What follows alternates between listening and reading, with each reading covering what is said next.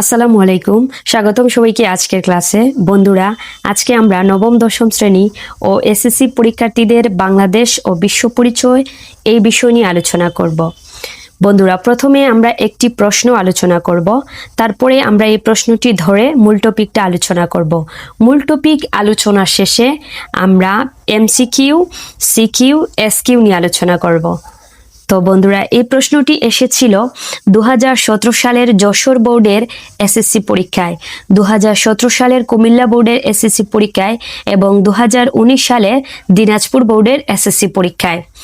প্রশ্নটি ছিল, জাতীয় সম্পদের উৎস কয়টি? বন্ধুরা, এখানে 4টি অপশন রয়েছে। এই অপশনগুলোর মধ্যে সঠিক উত্তর হচ্ছে 2টি। তো বন্ধুরা, এবার আমরা মূল টপিকে আসি। মূল টপিকের নাম হচ্ছে জাতীয় সম্পদের উৎস। জাতীয় সম্পদের উৎস হচ্ছে মূলত 2টি, যথা প্রকৃতি প্রদত্ত উৎস আর অন্যটা হচ্ছে মানবসৃষ্ট উৎস। এই প্রকৃতি প্রদত্ত উৎস এবং মানবসৃষ্ট উৎস এ দুটোই মিলে হচ্ছে জাতীয় সম্পদের উৎস। আমরা জাতীয় সম্পদের উৎস পেয়েছি 2টা। বন্ধুরা, এখন আমরা এই 2টি উৎস নিয়ে ডিটেলসে আলোচনা করব। বন্ধুরা, জাতীয় সম্পদের মধ্যে যে 2টি উৎস রয়েছে, একটি হচ্ছে প্রকৃতি প্রদত্ত উৎস আর অন্যটি হচ্ছে মানবসৃষ্ট উৎস। এখন আমরা প্রকৃতি প্রদত্ত উৎস সম্পর্কে আলোচনা করব। প্রকৃতি প্রদত্ত উৎস বলতে আমরা কি বুঝি? প্রকৃতি থেকে আমরা যে সম্পদ পাই সেগুলাই হচ্ছে প্রকৃতি প্রদত্ত উৎস। আমাদের আশেপাশে যে প্রাকৃতিক বা প্রকৃতিগত যে সম্পদগুলা রয়েছে সেগুলাই হচ্ছে প্রকৃতি প্রদত্ত উৎস। উদাহরণস্বরূপ আমরা বলতে পারি, যেমন নদী, বন, পাহাড়, মাটি, প্রাকৃতিক গ্যাস এবং সকল প্রকার খনিজ পদার্থ, এসবগুলাই হচ্ছে জাতীয় সম্পদের উৎস। অর্থাৎ এসবগুলাই হচ্ছে প্রকৃতি প্রদত্ত জাতীয় সম্পদের উৎস। বন্ধুরা, এখন আমরা মানবসৃষ্ট উৎস সম্পর্কে আলোচনা করব। মানবসৃষ্ট উৎস কি? মানুষ তার শ্রম, মেধা ও দক্ষতা ব্যবহার করে যে সম্পদ সৃষ্টি করে সেগুলোই হচ্ছে মানবসৃষ্ট উৎস। অর্থাৎ আমরা নিজেদের মেধা, শ্রম এবং দক্ষতাকে কাজে লাগিয়ে যে জিনিসগুলা সৃষ্টি করে থাকি সেগুলাই হচ্ছে মানবসৃষ্ট উৎস। এখন আমরা মানবসৃষ্ট উৎসের কয়েকটি উদাহরণ দেখব। যেমন রাস্তা, সেতু, স্কুল, কারখানা, হাসপাতাল ইত্যাদি হচ্ছে মানবসৃষ্ট উৎস। বন্ধুরা, সহজভাবে মনে রাখবে, প্রকৃতি প্লাস মানুষের শ্রম সমান সমান হচ্ছে জাতীয় সম্পদ। অর্থাৎ জাতীয় সম্পদ হচ্ছে প্রকৃতি, প্রাকৃতিক জিনিসগুলা প্লাস মানুষের শ্রমের দ্বারা তৈরি যে জিনিসগুলা রয়েছে সেগুলা মিলেই হচ্ছে জাতীয় সম্পদ। বন্ধুরা, এতটুকুই ছিল জাতীয় সম্পদের উৎস থেকে আজকের বেসিক আলোচনা। বন্ধুরা, এখন আমরা দেখব এই টপিক থেকে কিভাবে এসকিউ বা সিকিউ আসতে পারে। বন্ধুরা, এই টপিক থেকে 2টি এসকিউ আসতে পারে। প্রথমটা হচ্ছে জাতীয় সম্পদের উৎস কয়টি, আর দ্বিতীয়টা হচ্ছে জাতীয় সম্পদের উৎসগুলা কি। বন্ধুরা, জাতীয় সম্পদের উৎস থেকে সিকিউ আসতে পারে একটি, সেটা হচ্ছে যে জাতীয় সম্পদের উৎস দুটি ব্যাখ্যা করো। এটা সিকিউ এর ঘ নম্বর অপশনে আসতে পারে। একটি উদ্দীপক দিয়ে, এসকিউ দিয়ে, তারপরে ঘ নম্বর যে প্রশ্ন থাকবে সেখানে তারা জাতীয় সম্পদের উৎস দুটি ব্যাখ্যা করো এই প্রশ্ন দিয়ে দিতে পারে। তাহলে এই টপিক থেকে এসকিউ, সিকিউ এবং বেসিক আলোচনা শেষ করলাম। এবার আমরা এই টপিকের উপর গুরুত্বপূর্ণ এমসিকিউ নিয়ে আলোচনা করব। প্রথম এমসিকিউটা হচ্ছে, নিচের কোনটি জাতীয় সম্পদের প্রাকৃতিক উৎস? এখানে 4টি অপশন রয়েছে।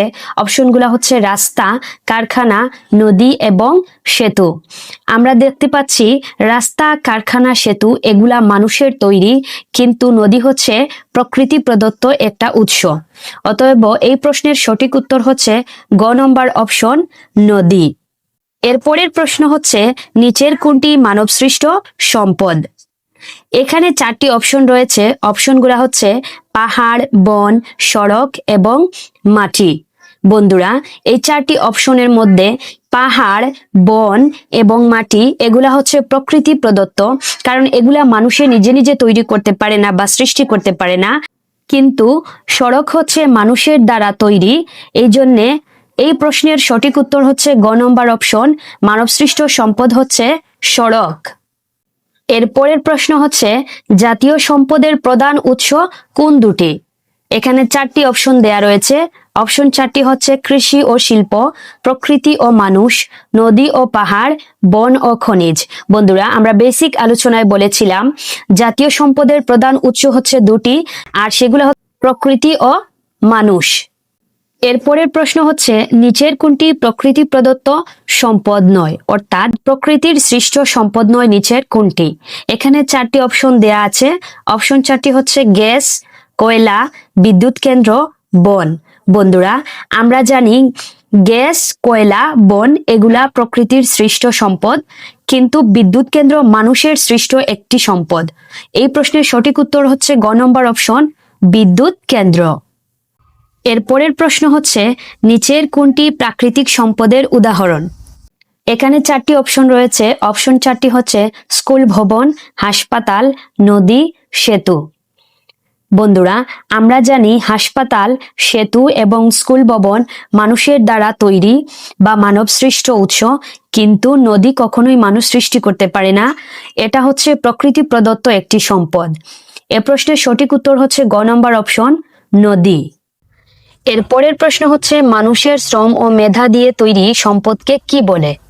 এখানে চারটি অপশন রয়েছে। অপশন চারটি হচ্ছে প্রাকৃতিক সম্পদ, মানবসৃষ্ট সম্পদ, আন্তর্জাতিক সম্পদ, ব্যক্তিগত সম্পদ। বন্ধুরা, আমরা বেসিক আলোচনায় বলেছিলাম যে মানবসৃষ্ট সম্পদ হচ্ছে মানুষের শ্রম ও মেধা দিয়ে তৈরি যে সম্পদ, সেগুলাই হচ্ছে মানবসৃষ্ট সম্পদ। এই প্রশ্নের সঠিক উত্তর হচ্ছে খ নম্বর অপশন, মানবসৃষ্ট সম্পদ। এর পরের প্রশ্ন হচ্ছে মানবসৃষ্ট সম্পদের উদাহরণ কোনটি? এখানে চারটি অপশন রয়েছে। অপশন চারটি হচ্ছে পাহাড়, মাটি, রেল লাইন, খনিজ। মানবসৃষ্ট বলতে মানুষের তৈরি যে সম্পদগুলা, সেগুলোর মধ্যে রয়েছে রেল লাইন, কিন্তু পাহাড়, মাটি, খনিজ এগুলো হচ্ছে প্রকৃতি প্রদত্ত। তাই এই প্রশ্নের সঠিক উত্তর হচ্ছে গ নম্বর অপশন, রেল লাইন। এর পরের প্রশ্ন হচ্ছে জাতীয় উন্নয়নের মূল ভিত্তি কি? এখানে চারটি অপশন রয়েছে। অপশন চারটি হচ্ছে জাতীয় ক্রীড়া, বিনোদন এবং পরিবহন। এই চারটি অপশনের মধ্যে সঠিক উত্তর হচ্ছে ক নম্বর অপশন, জাতীয় সম্পদ। আমরা জানি জাতীয় উন্নয়নের জন্য জাতীয় সম্পদ অবশ্যই প্রয়োজন। জাতীয় সম্পদ ছাড়া কখনোই জাতীয় উন্নয়ন সম্ভব নয়। এর পরের প্রশ্ন হচ্ছে বাংলাদেশের প্রাকৃতিক সম্পদের মধ্যে কোনটি অন্যতম? এখানে চারটি অপশন রয়েছে। অপশন চারটি হচ্ছে প্রাকৃতিক গ্যাস, উড়াল সেতু, শিল্প কারখানা, স্কুল। আমরা জানি প্রাকৃতিক সম্পদের মধ্যে সবচেয়ে অন্যতম সম্পদ হচ্ছে প্রাকৃতিক গ্যাস। এই প্রশ্নের সঠিক উত্তর হচ্ছে ক নম্বর অপশন, প্রাকৃতিক গ্যাস। এর পরের প্রশ্ন হচ্ছে প্রযুক্তি জাতীয় সম্পদের কোন উৎসের অন্তর্গত? এখানে চারটি অপশন দেওয়া আছে। অপশন চারটি হচ্ছে প্রকৃতি, মানুষ, রাষ্ট্রীয়, আন্তর্জাতিক। বন্ধুরা, আমরা বেসিক আলোচনায় বলেছিলাম যে প্রযুক্তি হচ্ছে মানব সৃষ্ট সম্পদ বা মানুষের তৈরি একটি সম্পদের উৎস। এই প্রশ্নের সঠিক উত্তর হচ্ছে খ নম্বর অপশন, মানুষ। বন্ধুরা, জাতীয় সম্পদের উৎস থেকে গুরুত্বপূর্ণ এমসিকিউ গুলো আমরা আলোচনা করেছি। আশা করি তোমরা বুঝতে পেরেছো। তো বন্ধুরা, আজকের ক্লাস ছিল এতটুকুই। ভালো থেকো। আল্লাহ হাফিজ।